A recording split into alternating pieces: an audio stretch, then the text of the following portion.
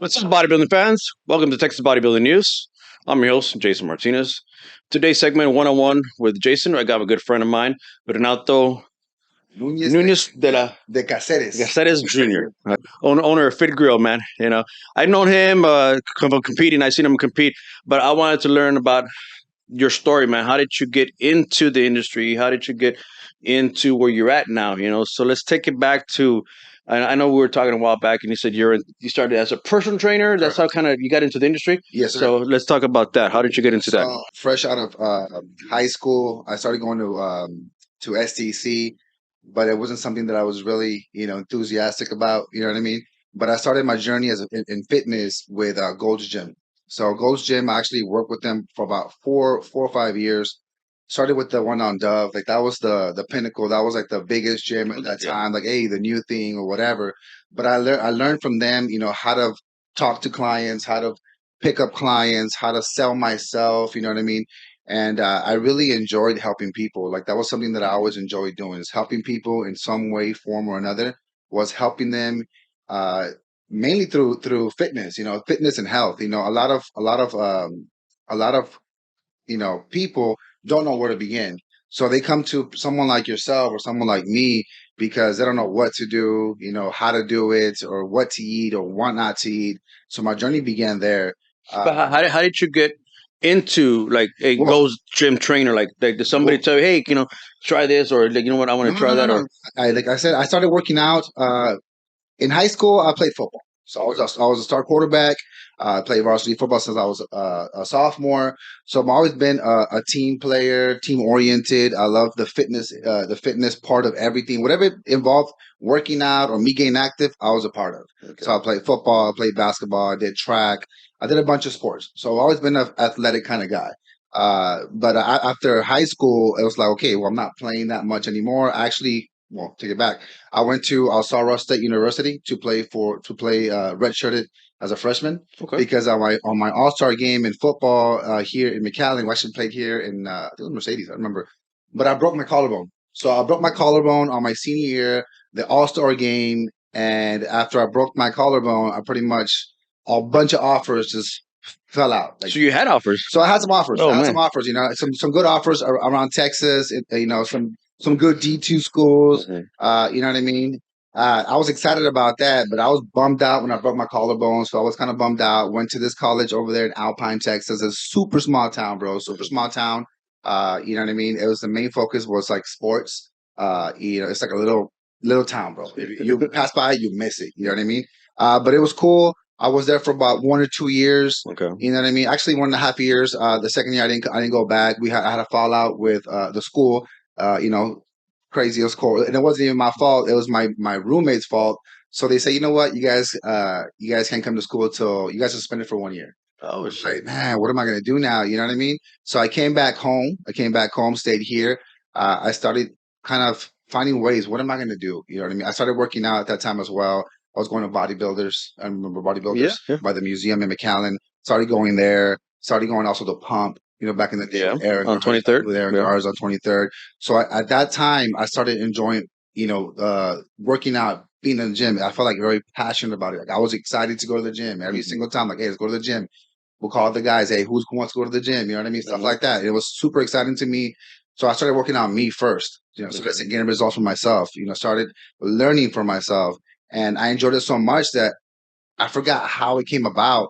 But I'm like, hey, I want to help people. Like, I want to help people, in the fitness industry. I want to, train people. I want to get them results. Because every time they want to come with me, like, hey, I want to go with you. I want to go with you. Like, I'll say, okay, let's go. You know what I Yeah. mean? And then I figured out, okay, well, how can I become certified? How can I help people? And then how can I get a job so I can help people as well? I look into certifications, of course. And then the first certification that I got was a NASM, NASAM, which was technically, supposedly at that time, was going to be like the most recognized certification you can get. Well, it's one of the top five. Right, top five. One of the top five. Unless you go Sort to of. school and Yeah. you get that The ACE education. Yeah. and yeah. So I actually went to a 6 month course. It was at South Texas College with a teacher. So we actually had a teacher for 6 months. We had to go through the whole lectures. And then we That's had when hands Gold's on. Gym took their whole team, right? Yeah, so Yeah, I remember. that's how I met people. This I Yeah. was not put it together. This is where when I met Steven. Steven Garcia was actually the owner of, well, is the owner of some of the Gold's Gym. Yeah. He was actually also taking the class there just for his to further his knowledge Yeah. and know what his people were doing. And about three of us that took that class after we graduated, we actually got into Gold's Gym Okay. because we met there in the class. Okay. So that's how I became actually affiliated with Gold's Gym at that time because I took that class. And of course, we passed, we got our certificate, and then now it's just a matter of getting experience. You know, because a lot of these trainers sometimes they don't even have certificates or certification, but they don't need them because they have so much Yeah. experience. They learn so much from other mentors along the way, which sometimes it's even more, it's priceless as me trying to buy a certification, but they don't teach you how to actually work with people. Yeah. They I mean, just teach you that. it's an education got your base, but like you're saying, it's Exactly. true. Like you need to have that experience so you understand the system, you understand why this and why that. Yeah, sure. Exactly. So I've learned a lot along the way from different people. Which is the best part for me is just learning from different people like yourself. Like I told you, I work with Ruben Ramirez as well.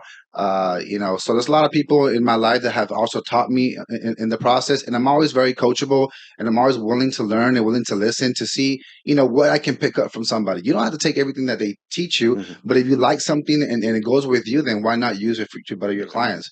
So after I graduated NASM, started working with Gold's Gym there in Dove on McAllen. Worked for about 4 or 5 years, and I loved it. I loved it. I learned so much from being in that environment. At that time, my manager was Cesar Jaime. I don't know, no, Cesar Jaime. Cesar Sevilla. Cesar Okay. Sevilla. He actually competed several times as well. He was from Laredo as well. I don't know if you know him. I don't Cesar know him Sevilla. personally. He's a big guy, very knowledgeable as well. He knew his stuff. He also read a lot. He had tons of clients. So he was kind of one of my like someone I looked up to. What I mean? Okay. Hey, I want to be like that guy. He was pretty jacked. You know what I mean? So like, hey, this guy's pretty jacked. You know what I mean? He knew his stuff. He taught me a lot of different of exercises or just like different tempos and stuff like that. And sure enough, at Gold's Gym, I was probably one of the top trainers at that time. I really take big pride in what I do, and everything that I do, I try to do the best that I can at it.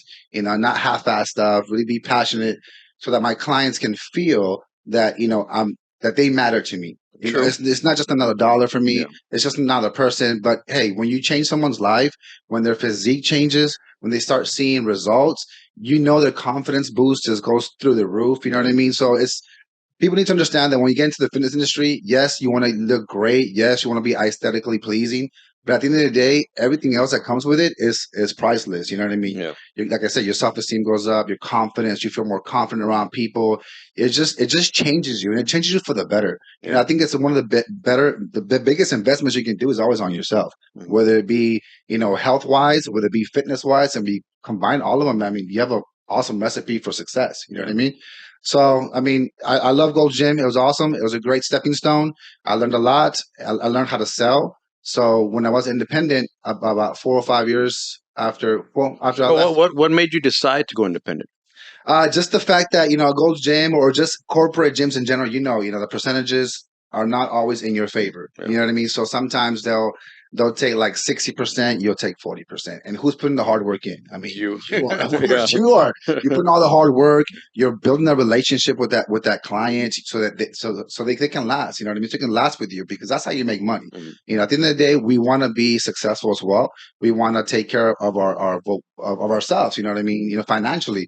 So I noticed that, what, maybe I can go on my own. I can find a gym where, I can train my clients, do my own pricing, customize my own packages, which I did as well. So once I left gym because of that, that was one of my main reasons. Like I said, I have no bad feelings against it. I still train at Gold's Gym. I still go there and work out myself. But I wanted to do more for myself. I wanted to be independent. I looked around for several gyms, several independent gyms, and I found actually PTP, which is known as Personal Training Plus. Yeah. Ruben Ramirez actually owned that gym, which I know you're familiar with Ruben. Yeah. You guys I go know way Ruben. back, Yeah, way right? back. Yeah. So I actually found that gym. He was super accepting. He showed me around. That same day, he gave me a key to the place. And then I just started, calling some people up, people that I knew that, needed clients or that needed a trainer like myself. And sure enough, my client base started again increasing. And I worked there for about 5 to 6 years at PTP. You know what I'm saying? So my total career as a fitness industry or in the fitness Or industry trainer, or a as a trainer trainer. was at least, well, I started when I was 21, and I recently pretty much stop. I wasn't a stop because people still ask me, and if I have the time, I'll do it. You know what I mean? And I won't charge as much as I used to, but I just try to help people. And if not, I tell you, I'll help you out. I'll give you some workout plans or whatnot. You just give me a check in, and I'll help you as much as I can. You know what I mean? I'm trying to give back as much as possible because people that gave to me, I want to be able to do the same thing back. But it's been a journey. It's been a journey for sure. And when you were training as independent compared to a corporate trainer, what was the pros and cons that you saw on either or? You know. Well, of course, when you have a corporate gym, you have access to a lot more stuff. You have access to a lot more high tech stuff because sometimes they invest a little more. But it's okay. Over here, it's just the gym was kept cleaner. It was maintained better. You know what I'm saying? The camaraderie was even everybody got along with each other because I mean we all worked together. I think at that time we had like over I think like 10 or 11 trainers. So it was a small gym. It's probably like 2,000 square feet, give or take. But I mean, But it was just all trainers, right? That's all I was. yeah, for the most part, it was trainers, but he did sell some private Open memberships. gym, open gym. Yeah, like Okay. private memberships. They would pay. They would have the key. They go on their own time as well. But I mean, we were all there, uh, trainers who came from other gyms, same like myself. We were at a gym. We saw that they were making more than us. We were putting all the hard work, and you know what? Let's take a step back. Let's focus on us. Let's see how we can put more money in our pockets and also build our own pricing because a lot of these gyms, I mean, their pricing was really high. Yeah. Like for Oh, because they have to get their cut. So yeah. exactly. So not everyone could do it. It's Yeah. more of a luxury. When you go to a corporate gym and you have a trainer, it's more of a luxury. Mhm. Over here with us, independent, I mean, we can work with them because now you don't have no one to look up to. Like, hey, whatever they say, I got to do. Yeah. Now you can play with the numbers. Sometimes we would do like 2 clients at a time, but still always keeping our focus on our clients. You know what I'm Yeah. saying? Not being distracted, and giving the best training that we can give the person, you know what I mean, for their buck. And some people, they would pay half the price they would pay at a corporate gym, but they get the same amount of attention. You know what I mean? So all those little things to me was awesome, bro. Like Yeah. for me, you can't really put a number on that. And I enjoyed it. I still to this day, like I said, from time to time, I do train some clients, but I try to focus now more on my business. And when did you get into the competitive aspect of bodybuilding? Like, how did you get into that also? Yeah, so my first competition was probably I would say about 11 years ago. The men's physique had barely come out, so of course the judges were still, playing with what they Mhm. wanted to see. Of course, more the beach body look. Yeah. Not so big nowadays. These guys are huge. It's not even. I know. Bodybuilding in shorts. That's what I say too, bro. It's bodybuilding in shorts. Yeah. These guys are ginormous. So it's a lot of competition out there. But yeah, that's when I first started.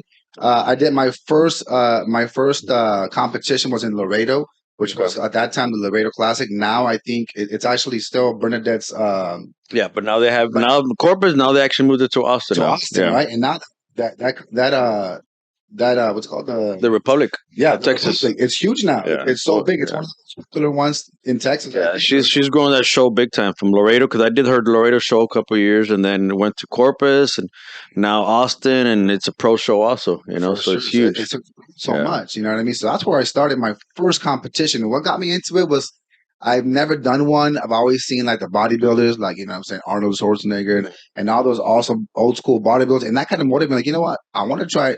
I know I'm not going to be that huge. I'm not going to be that big, but you know what? I just want to try this new division. Mhm. It seems something more in like that I can attain, something easier. I want to say easier because nothing's easy when you're competing. You know what I mean? The diet, the cardio, the waking up early. It's tough. It takes a lot of discipline. You know what I mean? A lot of consistency. But I wanted to just try something different, put my training to the test. You know what I mean? Challenge myself and see what my body can do because I've never gotten that lean or like that ever. That was my first time, and I got addicted after that. And who prepped you for that show? That show, who helped me was what was his name? I told you, Daniel Daniel from actually back then it was lean. It was called Lean Nutrition. Yeah. So he was actually the first guy who helped me out. Was Daniel? He put my diet together. He did the check-ins, every week. Would go to him, check me out. Towards the middle of the prep in the end, also Bernadette helped me up a little bit. So a lot of the people who had a lot of knowledge, I was in good hands. You know what I mean? So they really transformed my body to something that I had never seen in my life. So that was pretty interesting to me. I was able to win actually first place in that division, that first one, and I was pretty excited. Yeah. It was a smaller division because it was really really new. But even that, to me, just getting on stage, just seeing my body transform was already like I already felt like I won. You know what I mean? Because it takes a lot to do a competition. And prior to that, I mean, you were eating pretty good and Yeah. working out. So Mhm. how was the transition to actually trying to do a bodybuilding show? You know? Man, it's totally different. When Yeah. you're on your own, it's just eating healthy. It's all fun and games because you're not no time frame. You eat when you want to eat. Just make sure you're eating healthy. Make sure you're not overeating, the right quality, the right foods, all that good stuff, the good stuff. But when you're in a competition mode, man, everything changes, man. Yeah. Everything changes. You gotta be on time with your meals. You gotta weigh everything accordingly. You gotta prepare ahead of time. You gotta wake up early for your cardio sessions. 5 a.m. Cardio sessions, fasted. I mean, it is challenging. It is challenging mentally. It is challenging physically. It is challenging in all kinds of ways. You know what I mean? So to me, it was a big change, but I was also excited because I've never done that before.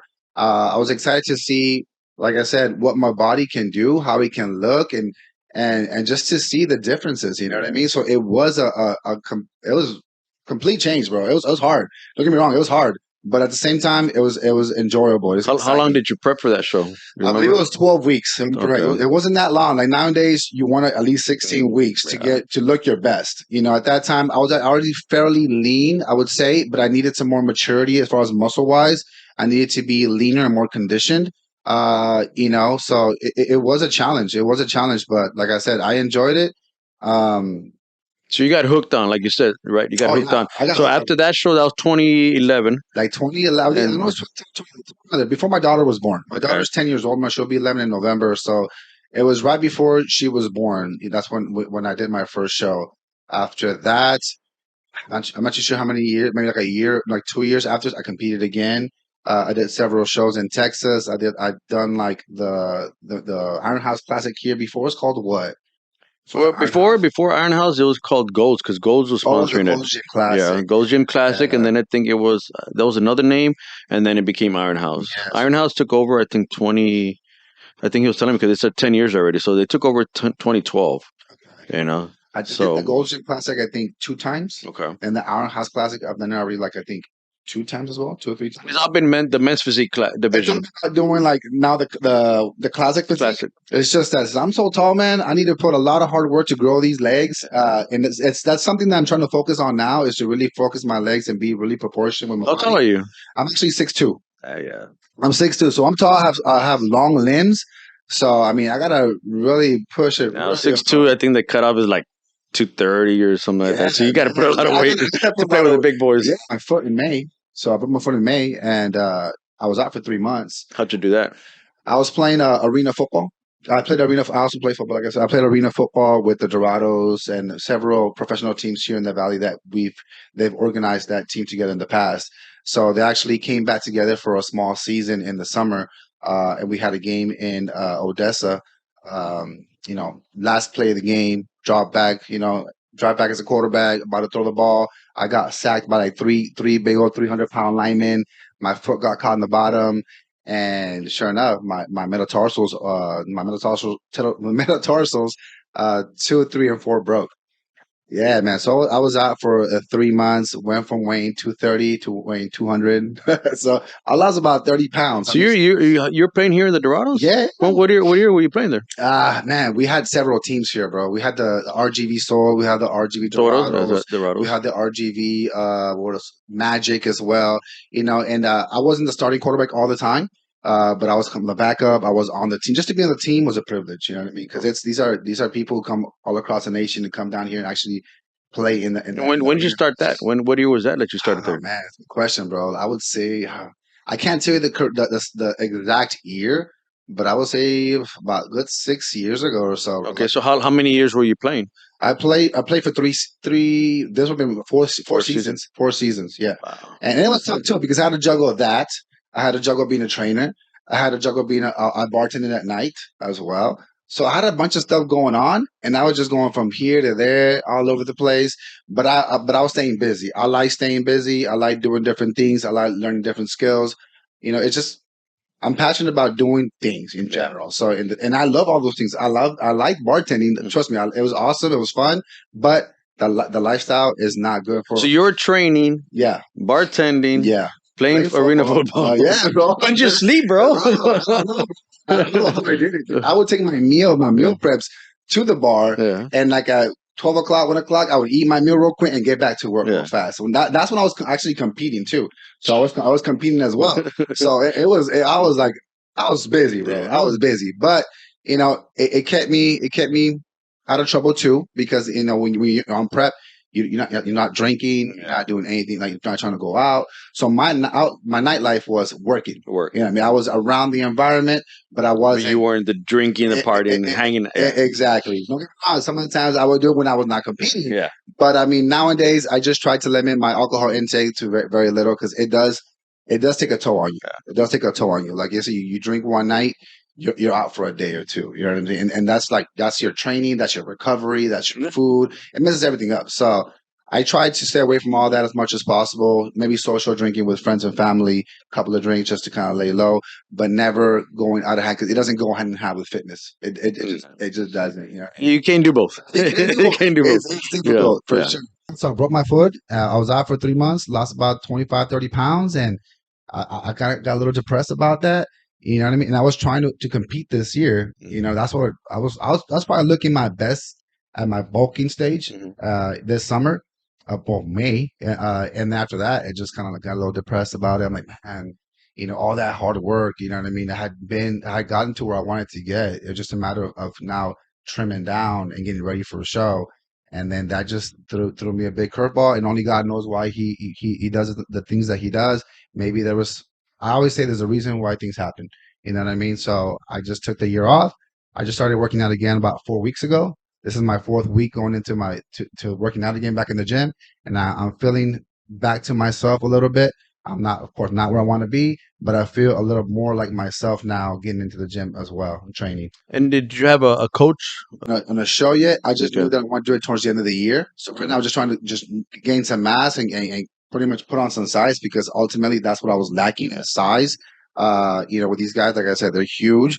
So I was trying to just get my size up, and I was doing that. Once I was 16 weeks out, I was gonna reach out to someone, either someone like yourself or someone could help me out through a competition.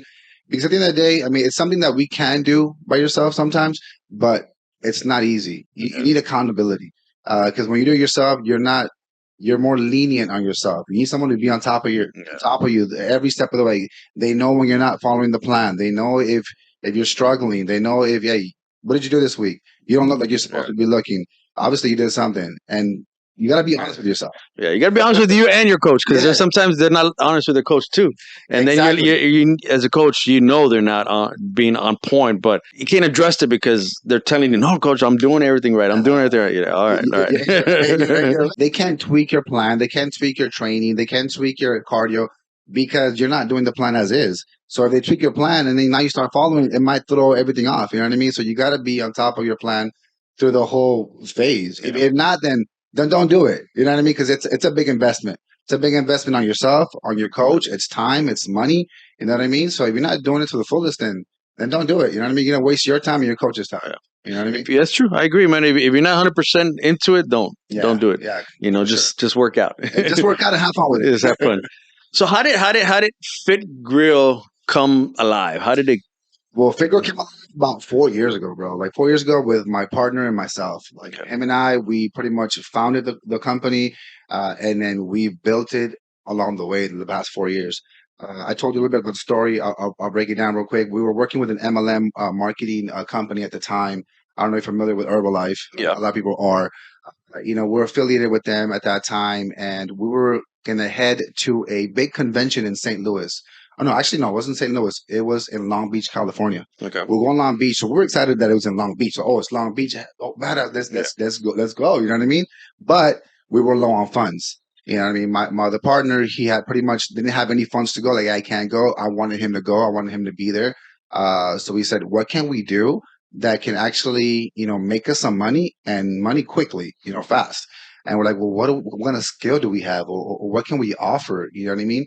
And we always went into all our meetings or all our trainings because we have like team workouts all the time. Este, and we would bring our meal prep containers, already all prepped up, all weighed out, looked all nice, and tastes freaking good. Like, we made good food that tasted real good. And they were like, "Hey, can you make me a meal? Can you make me a meal?" We're like, "Hey, well, yeah, we'll think about it or whatnot."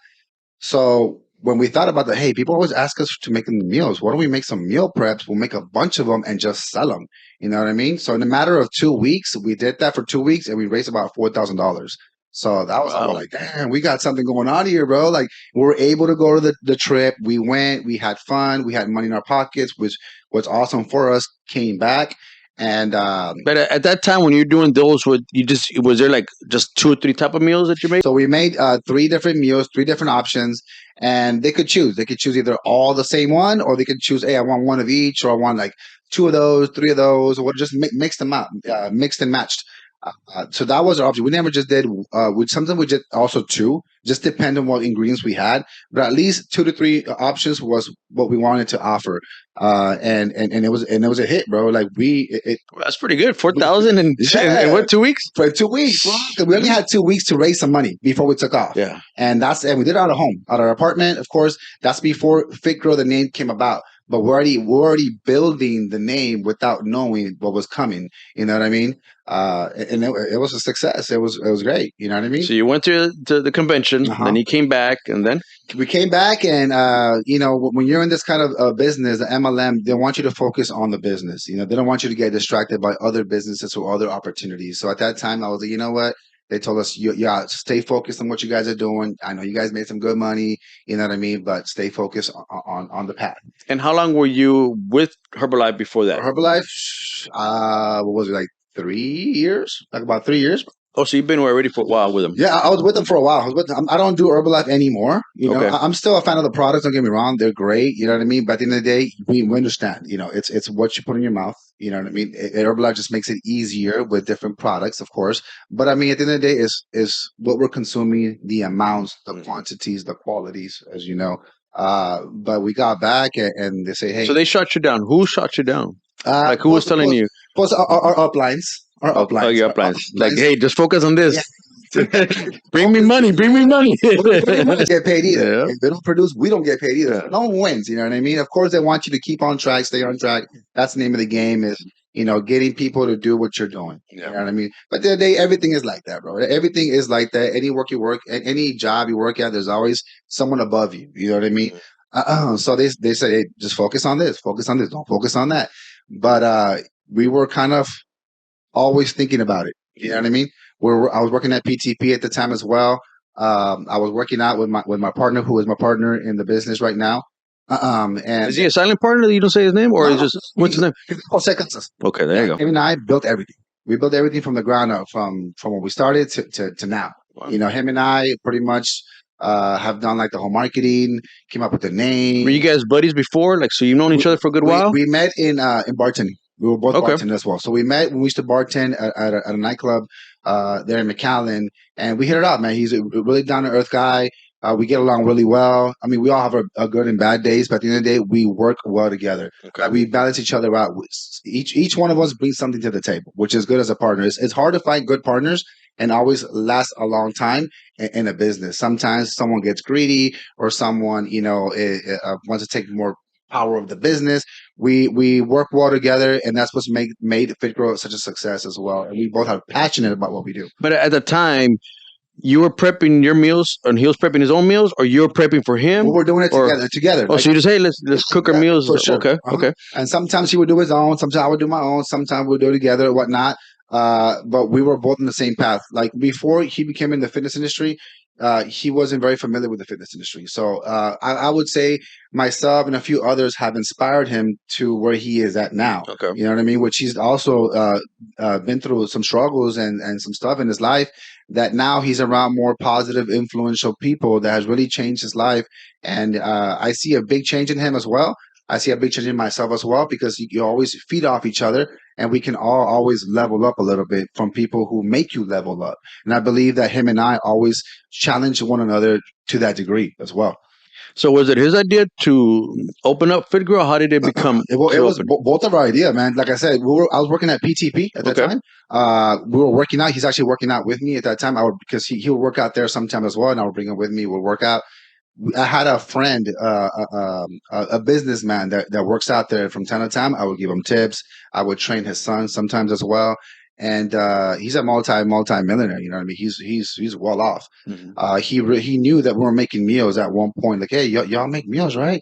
What happened to that? Why aren't you guys making it anymore? You guys had something really good going on. And we're like, well, we're just focusing on what we're doing right now. We really enjoy doing it. It's something that we probably want to get back to, but right now at this time, we just don't have the funds to do so. Mhm. We'll have to buy equipment or buy some stuff like pots, pans, all the ingredients, and we don't have that kind of cash flow right now. And he's like, you know what? I like you guys. You guys are awesome. I see you guys are passionate about what you do. I see you guys here working out, and he knew me fairly well. He goes, I see how you work with my son.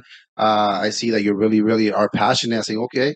I said, he told us, well, what about if I, give you guys some money and you guys start off? I think you guys would do really well. He goes, you don't have to pay me back the money. Just pay me back in some meals. Wow. And I'm like, okay. We're like, yeah, okay. Yeah. But we don't have a delivery guy. We're like talking to, we don't have a delivery guy. At that time, we had another friend there who was actually working out with us. And he said, I'll deliver for you guys. I'm like, you sure? We'll pay you like $1 per meal to deliver. He's like, oh yeah, I'll do it.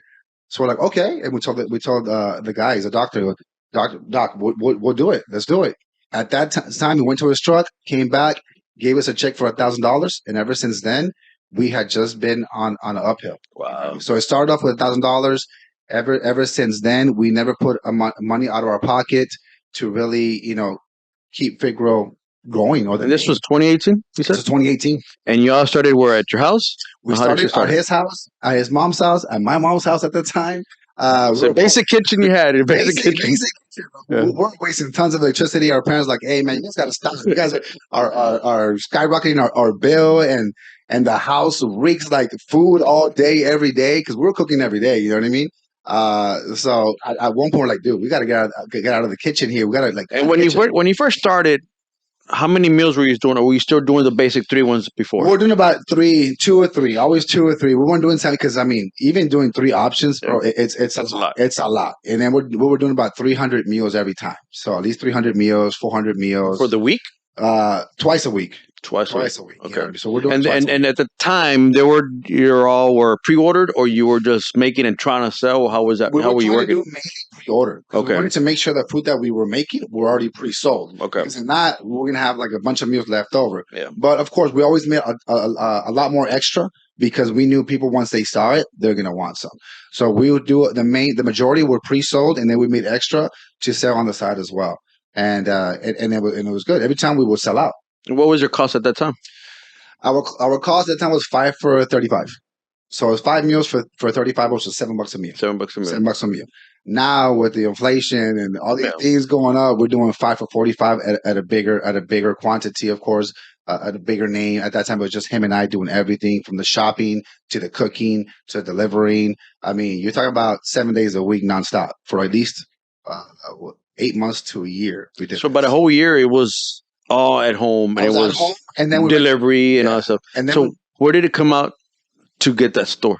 okay, well, at about 6 months into the working at home, we like, hey, bro, we gotta get out the house. We gotta get out the house some way, somehow, because our parents are not too happy.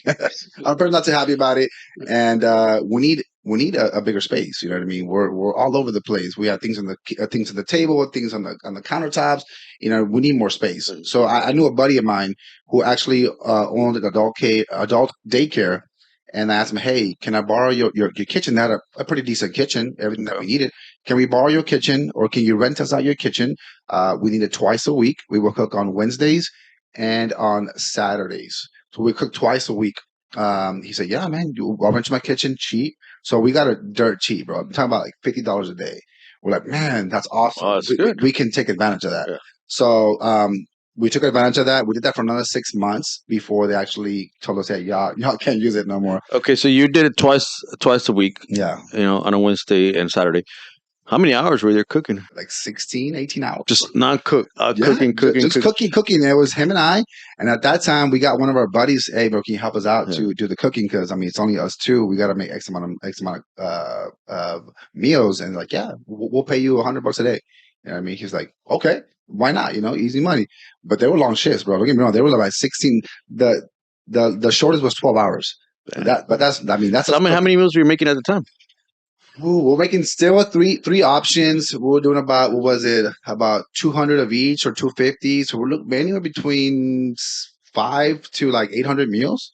For every 2 weeks, Twice a week. Twice a week. Twice a week. So think about it, bro. Like we will go shopping one day, Mhm. and then we go store our stuff somewhere, and then we will go cook for like a day, and then the next day we will Go shopping again. and then we do delivering all day. So I Yeah. mean, there are days, most of the time, like I said, for those about, I don't know, for 8 months to a year, we did this 7 days a week. So 7 days a week, it was a nonstop grind. We were just on it. We're just on it. Like we knew we had something. We didn't know how big it was going to get, but we were committed. And at the time, was there other meal prep businesses in the McAllen area? Actually, there was, but we weren't very familiar with a lot of them because we were just focused on ourselves. Okay. I know at that time there was another one called Beauty and Beast. I've heard nowadays their stores are diminishing now. They have less. But they had stores at the I time. think they had a store. Okay. They had stores or store, but it was them, and I don't recall many others. Like there wasn't. Once we came about, there was also a few others came about at the same time that we did. Like there's some. I can't remember all their names. Well, that's what I'm saying. But I'm not trying to get the cup. Yeah. I'm just trying to say, because I'm trying to see like how did you come into like, hey, you know what? Well, let's do a storefront now. How did that come from? What? Because in reality, man, cost wise, profit wise, you were doing really good. Then if you were doing it at that place for $50 a day, so you're making really good. So why would you decide? Okay, now let's do a storefront. Because storefront, well, there you go. Now you got more expenses coming up, right? So, what was the decision to do that now? The decision actually happened because at that time we were renting out that kitchen. I actually also rented out a small suite, something like a little bit bigger than this. So we at that time we're renting a location within a big location. So inside this location, there's a bunch of small suites. Okay. And then we rented out one small suite so we can actually store our food. We can actually have like walk-ins come in and buy it if they wanted to there. But our main focus was always delivery. But at one time, up until one time in the adult daycare, they said, "Hey, you guys can't use our facility no more." We're like, "Damn, what are we gonna do now? Like, what are we don't have nowhere to cook." Mm-hmm. So we started looking for ideas. So now we started looking for ideas, places. We actually also were looking for investors, like for an investor to help us out. Hey, we're looking for an investor to help us out to get some capital to open up our storefront because we knew like we couldn't use that place anymore. Luckily, a friend of the family who saw the product, who believed in us, we show him the numbers, we show him the quality of food, what we've done. He was like, "Hey, well, I'll help you guys out." You know what I mean? And he did. He helped us out. We got some capital. We looked into locations. At that time, that place where we're at right now, FITGRILL was known as TMT. TMT was I forgot the name, something muscle team. The muscle team. Okay. So they sold some supplements, supplements mainly, and some meal preps, but that wasn't the main focus. Okay. You know what I mean? And they were closing down the business, and we kind of took over their lease, which is there in McAllen, on Buddy Owens and 29th Street. It's actually attached to the Cavazos Sports Institute. It's called CSI. We're in the very corner. We started with one suite. Now we're up to 2 suites in there. But where's your kitchen? It's in there too. So when you got that suite there, you built the kitchen in the back? Oh yeah, we had to demolish everything. We broke. Okay. We demolished the inside of the store. We pretty much made it to our liking. We built a small kitchen at that time that could manufacture enough options. And that's where our options went from like 2 or 3 to like 12 to like 20 because we would do breakfast. Now we're doing breakfast. We're doing our regular balanced meals. We're doing protein donuts. We're doing a bunch of different options to help the community, stay healthy and stay, pretty much eat better alternatives than fast food. You can go get at McDonald's or Whataburger. We wanted to create that same atmosphere, but with healthy food. And you still got a custom like pre-ordered and then storefront, right? Yeah. So how do you balance that? At knowing like, okay, we're gonna make so many meals, so now they don't go bad, So now we don't do pretty much a lot of pre-ordered. We do a lot more like, hey, you can shop online as well. Shop online, and you can buy your meals through our website, which is www.fitgrill.fit. They can go on there. They can see the menu. They can buy there. We'll get an email says they place an order. We'll bag it up, and they'll pick it up within that same day or the next day. Finding a sweet spot to how many meals we make has been always a challenge. But now, over the course of, let's say, the past 3.5 years, going on 4 years, we've managed to pretty much hit the sweet spot. And now, when we do have some extra meals left over, if we do, it's maybe between 5 to about 40. If those meals are meals that are we don't want to sell to the customer anymore because maybe they have a 2 more a day lifespan, then we'll donate them to a church as well. What is the lifespan of your meals? We put about 5 to 6 days. Okay. So 5 to 6 days is our lifespan of each meal. We understand we're dealing with food as well. So sometimes, some meals might last longer or might last less. But if that ever happens, our customers know, say, you come to us, let us know. We'll replace your meal with, no charge. And now because you have a storefront, you're cooking daily? We cook daily. So we cook every day except Sunday. So Sundays we give the guys in the kitchen off. But the storefront is open. So we're open 7 days a week. We're open Monday through Sunday. On the weekends, we open on Saturday from 10 to 6, and then on a Sunday from 1 to 6. And you said cookers. So you have now people to cook for you. Yeah, now we don't do cooking. We do everything. Like I said, we cook. So now we have a whole team. We have about 16 employees right now. So we have 16 employees. We have a main chef.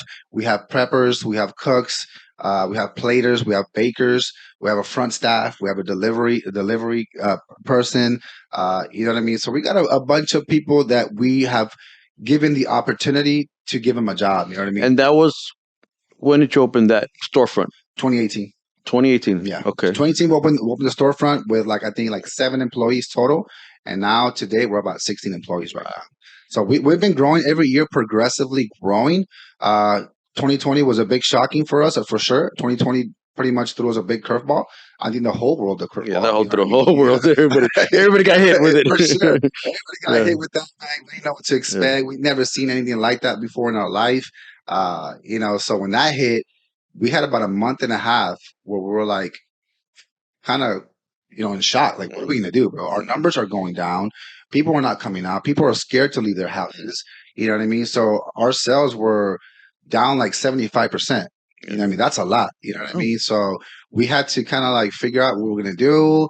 We stayed open through the pandemic. We were, qualified, or we were able to call ourselves essential workers. We actually started getting mail cartons, started getting extra eggs, bread, essentials that people needed in their houses so that they can come and get them at our place. And they would call us like, hey, y'all have eggs? Y'all have milk? Y'all have bread? And sure enough, we were able to get that because of our distributors. So we were able to stay open because of that. And at the same time, they were also buying meals. So it did help out. But it still wasn't where we were at prior to the pandemic. About 2 months after we had that big drop in sales, things slowly started to come back up. Started getting better. People got a lot more comfortable about what's happening. They got more information about COVID-19. That ended up being our best year, 2020. We ended up the third and fourth quarter very, very strong. But you know why, right?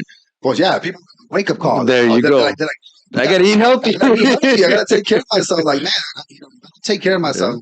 I'm gonna be unhealthy. I'm gonna be more prone to disease. I'm gonna be more prone to get sick. And if I get sick, it might be harder. But it's funny how it wasn't even mentioned throughout anything. Nobody mentioned that. No. Nobody said start working out, eat right, and that's it. If you do those two things, there it is. And now that's all they say now. Hey, focus on your health. Yeah. Take care of your health. Get active, and please focus on what you're eating. What you're consuming, and get active. A lot of people nowadays They live that fast lifestyle. They stop at any fast food. They're not as active anymore. You know what I'm saying? Well, see, that thing is now they have no excuse because if it's up and quick. Exactly. That's what you guys do. Yeah, that's what we do. And let's talk about some of your meals. Like I'll be honest, because I know there's a lot of food prep business. A lot of companies out there, for sure. What makes you distinguished, different, and why are your meals really like healthy? Are they really healthy? Are they not healthy? Because that's the main concept. Because I know there's a lot of meals out there. You mentioned that one name, and it's not healthy. So how is your meal healthy? What do you do different? Well, we do a lot of things differently. We first and foremost, we believe in integrity. We have integrity. We want to be honest to our customer that what we're putting in the meals is actually in there. You know what I mean? We take big pride in what we do. We're very passionate about what we do, so we want to make sure that everything that we do with full out effort and 100%. So all of our meals are actually also like all portion control meals. They're all portion control meals. They're made with high quality ingredients. We use a lot of spices and herbs for flavor. We preach flavor. I mean, someone cannot follow a good diet if their food is bland. I mean, they could do it, but there's going to come a time where they're going to be tired of it. Like, I can't eat this every freaking day. I cannot eat just chicken and broccoli and rice every single day. Sometimes the magic is in adding a little bit of sauce or adding a little bit of more spices. And we use, like I said, all quality ingredients. We always use sea salt as our main option because it has more minerals than the regular table salt that has no beneficial value. Yeah. And then we use everything that we use here. We invest a lot in the product because we understand the product is what sells itself. If we don't have a good product, people may come to our store and buy it once, but they're not going to return again because they know our product was no good. But if we invest more into the product and more into the quality, they're going to realize, hey, this is a good product. I'm going to come back and get some more because and explain what do you mean by that? Explain what do you mean by not all chicken breast is created equal. You know what I mean? Some chicken breasts are cheap. And like you've seen the big old jumbo chicken breast. I mean, yeah, it's cheap. You get it for like $1 something about but it's not but quality. It's not good quality. When you eat it, sometimes it's rubbery, sometimes it's tough, sometimes it dries out real bad. So we actually invest a lot more into the chicken. We buy a premium chicken, a premium cut. It's actually they're never big. They're actually small chickens that have very little to no solution injected in there. When you reheat it, it's still moist. It still has it's never dry unless you overcook it, which we tend to not do that because we want the chicken to be always tender and soft and juicy. Make you want to keep eating it. You know what I mean? So we invest a lot into those kind of qualities. We use a lot of sirloin in our steaks. We don't use regular steaks like I don't know. There's some other ones out there people use, and it's not very good quality. It dries out real quickly, or it's tough. So we invest in sirloin. So we cut off we trim it, bro. We trim everything around it. We trim as much fat as we can out of every product that we have. So whether it be chicken, whether it be steak, we keep it as lean as possible. All right. So let's talk about some of the meals you have here then. Like this one here. This one looks really good.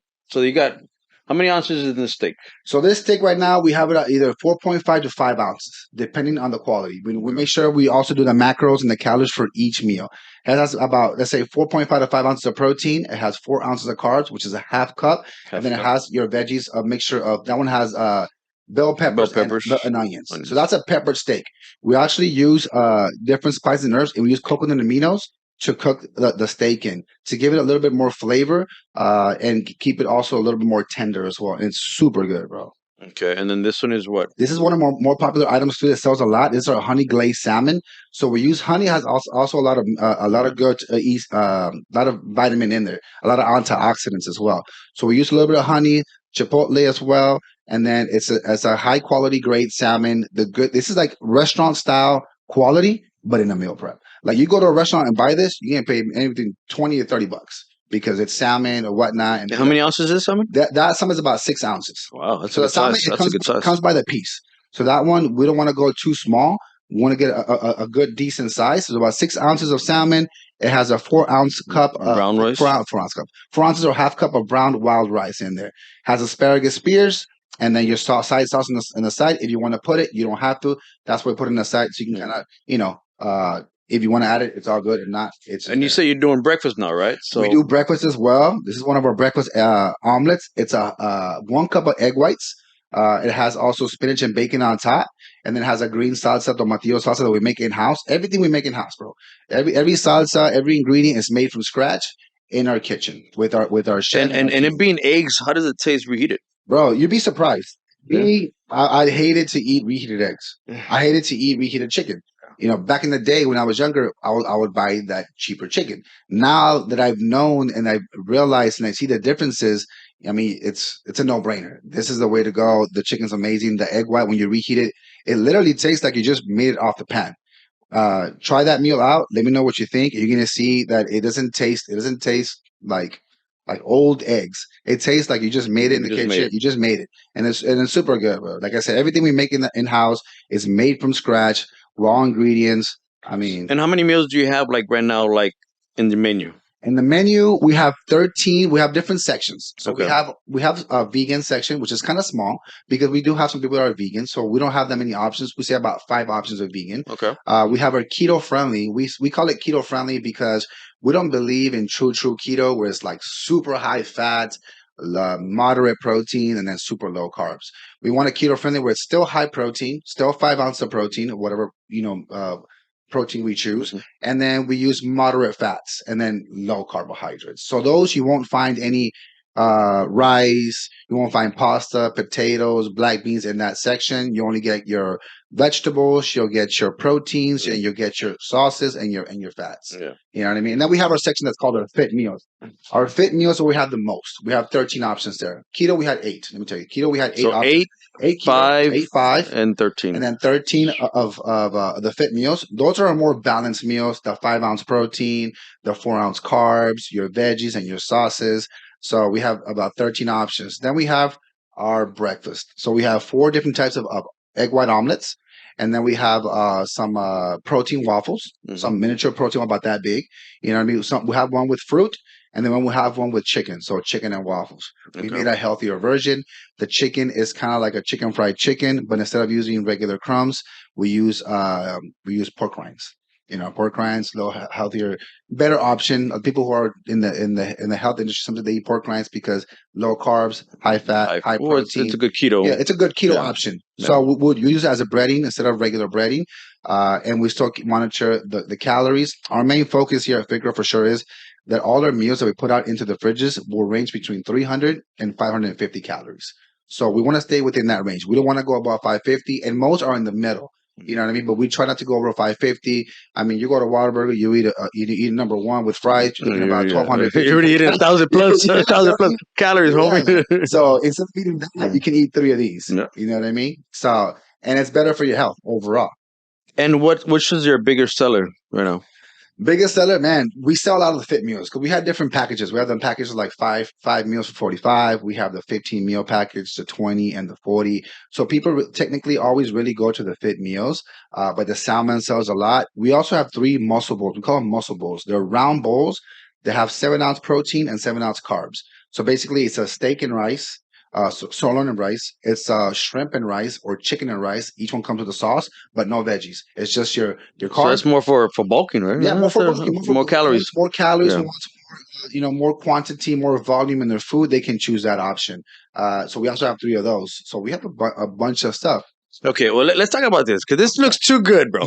Come on. You can't lie to the people. How is this healthy? Tell me how this is good. This is our protein donuts. We make a bunch of sweets, bro. We have maybe 4, 8, 12. It's talking about over 15 different types of sweets. And they're 15? About 15. Different. We have different donuts like these. These are made with almond flour, so it's a good type of flour. It's made with it has whey protein in there. You know what I mean? And we put some other ingredients that I want to say everything. Well, you got to keep it a little secret. But my thing is that, I mean, it's a good, healthy. It's good, healthy alternative donut compared to your regular donut or something really high. For sure. Regular donuts are fried. When they make them, they fry them in oil. So they get that nice, warm, crispy or soft because of the oil.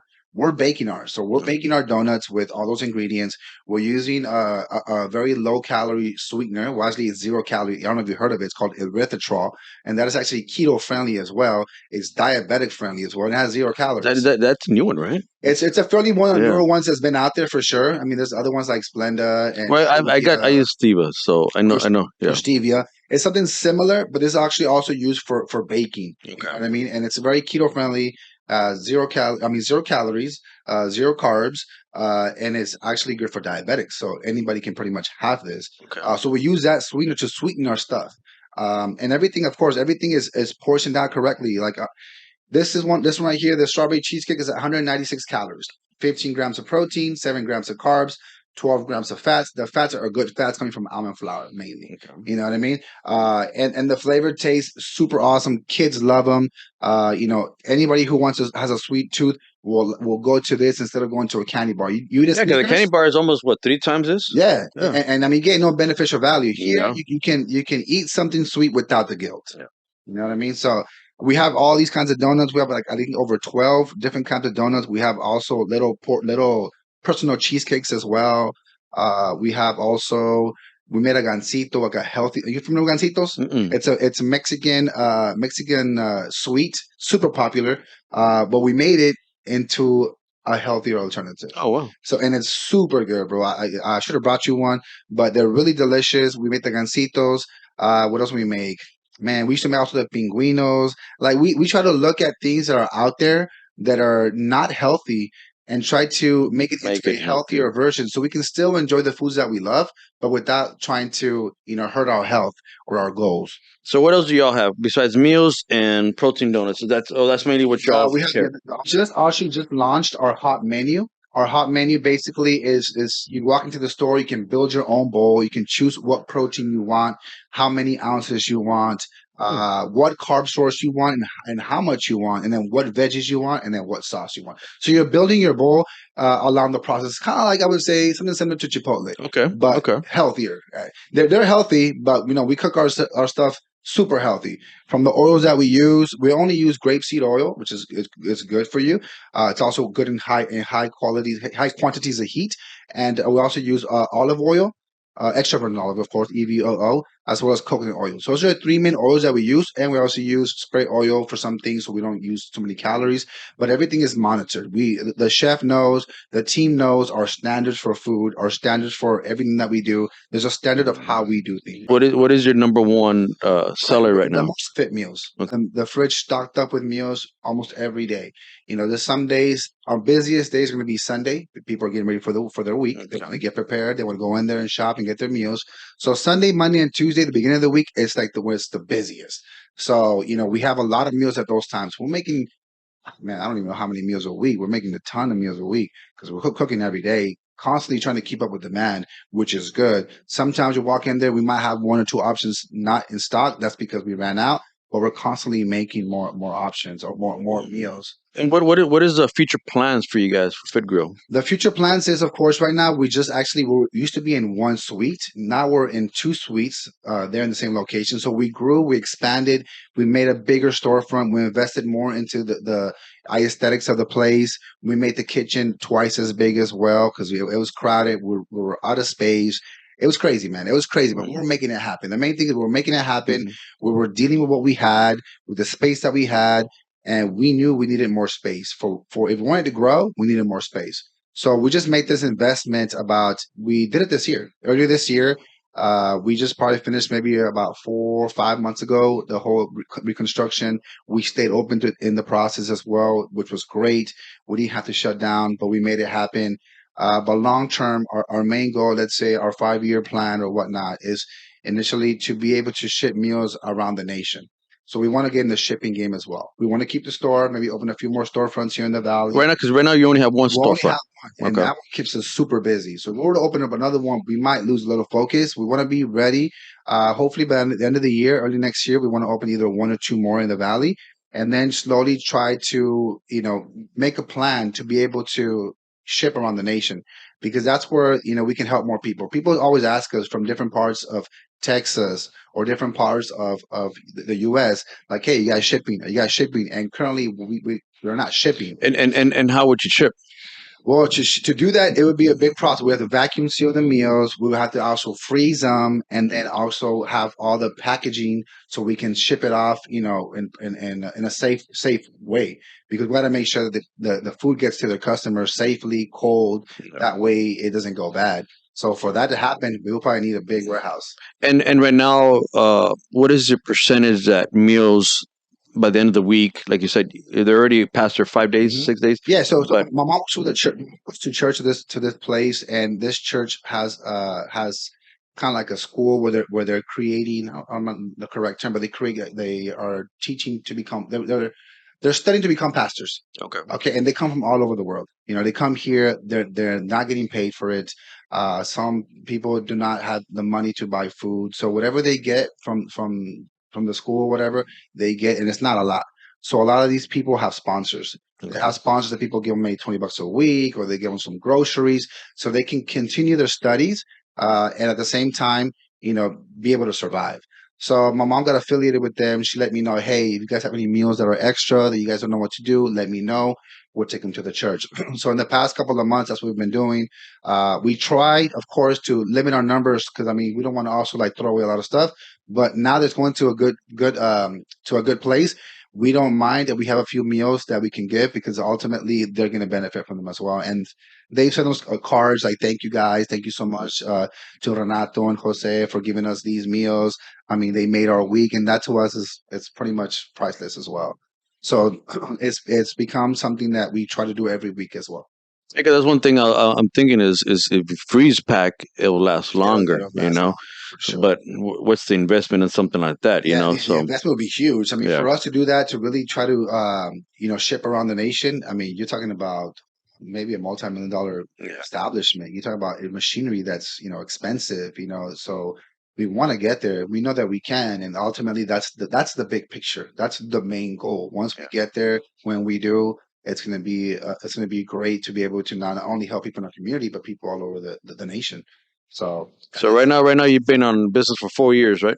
For 4 years. Every year has just progressively better. Wow. Yeah. Well, congratulations on that, man. I've seen like your business grow, and my thing was, like I said, my skeptics is like which actually meal prep is really healthy, and just seeing your meals and talking to you, a different perspective on your meals, which is good because I know there's a lot of meal preps out there that they're just meals to go, but they're not healthy alternative meals, which I think that's something you guys hit, man. And having your hot meals now is pretty good, and then you want your sweets, but you're not selling no Herbalife there, right? No. It's just meals, man. It's just meals and just a bunch of healthy stuff. I just had to throw in that there. Like I told you before, everything is weighed out in digital scales. Like we're not using measuring scoops. A lot of these other businesses use measuring scoops. You never know what you explain that because I try to tell my clients too is I write down the ounces or grams because everybody's like, what's a half a cup? Well, if you do a half a cup of scoop of rice, there's going to be gaps for sure. Exactly. That's what people don't understand. Yeah, it's not going to be as accurate. No. If you use just a half cup or a full cup, you're never going to get the same thing twice or 3 times. It's always going to be all over the place. Yeah. If you do what you're doing, like you weigh your stuff with a digital scale, you're able to see, you can mark it down to the gram, which is even more accurate than the ounces. You know what I mean?